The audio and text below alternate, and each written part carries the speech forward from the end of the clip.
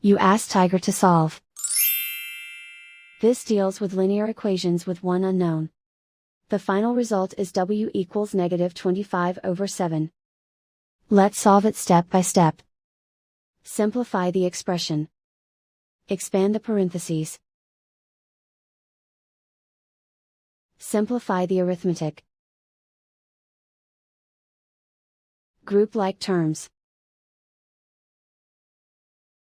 Multiply the coefficients. Expand the parentheses.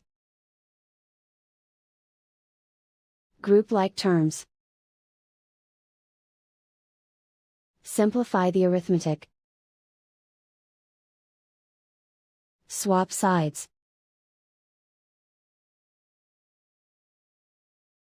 Group all constants on the right side of the equation. Subtract 57 from both sides. Simplify the arithmetic.